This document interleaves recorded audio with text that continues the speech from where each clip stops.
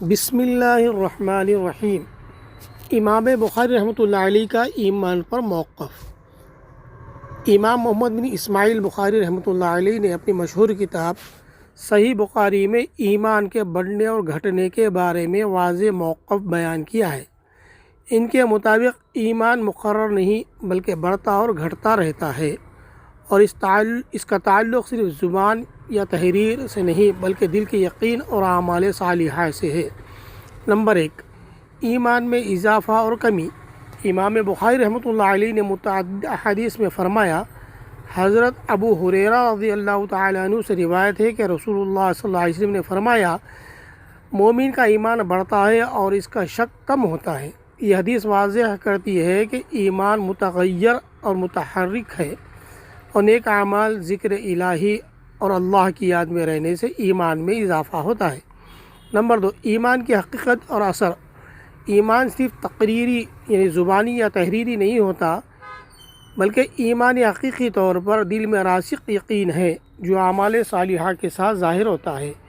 امام بخاری رحمۃ اللہ علیہ کی تعلیمات کے مطابق مومن کی زندگی میں اعمال کا جھلک ہونا ضروری ہے تاکہ ایمان کی حقیقت واضح ہو۔ نمبر 3، قلم اور دعوت میں پیش کرنے کا طریقہ۔ امام بخاری رحمۃ اللہ علیہ نے ایمان کی حقیقت کو عوام تک پہنچانے کے لیے یہ اصول دیے ہیں۔ نمبر 1، تحریر میں احادیث اور فقہی دلائل کے ساتھ ایمان کی حقیقت بیان کی جائے۔ لوگوں کو بتایا جائے کہ صرف زبان یا کتابی علم سے ایمان مکمل نہیں ہوتا۔ نمبر 2، تقریر یا دعوت میں ایمان کو روز مرہ کے اعمال اور اخلاق کی اصلاح کے ساتھ جوڑا جائے۔ سننے والے کو نہ صرف علم حاصل ہو بلکہ عمل کرنے کا جذبہ بھی پیدا ہو۔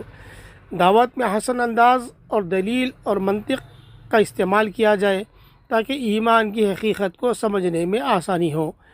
امام بخاری رحمۃ اللہ علیہ کی تعلیمات بھی ہمیں یہ سبق سکھاتی ہے کہ ایمان بڑھتا اور گھٹتا رہتا ہے، اور اس کا تعلق دل، عمل اور یقین سے ہے۔ دعوت اور تعلیم میں ایمان کی حقیقت کو عمل کے ساتھ جوڑ کر پیش کرنا سب سے مؤثر طریقہ ہے۔ صرف لفظی یا تحریری ایمان سے کوئی فائدہ نہیں، بلکہ ایمان کا معیار عمل صالح اور اخلاق حسنہ ہے۔